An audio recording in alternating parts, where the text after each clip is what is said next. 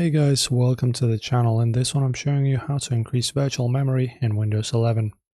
So if you don't have enough, maybe your apps are crashing, games are crashing or something like that, or you notice some kind of instabilities in your system, it's actually very easy to do.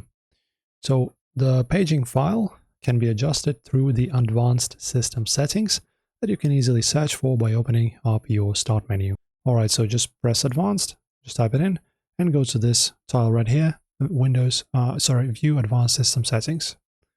And then you will get this Windows open. So under the Advanced tab, press Settings. Then you go Advanced. And there you go, there's this process scheduling, and this is where we have the virtual memory. As you can see, paging file that can be adjusted.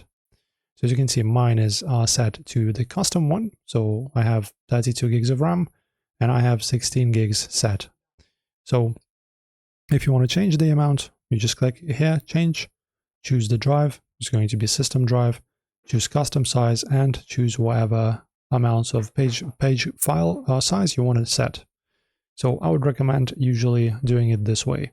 So you just take your initial amounts of RAM you have and multiply it by 1.5, right? So for example, let me just open up my calculator.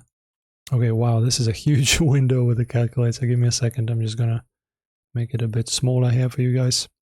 So if I have, for example, 16 gigs, let's count in megabytes. So it's going to be 16,384. Okay.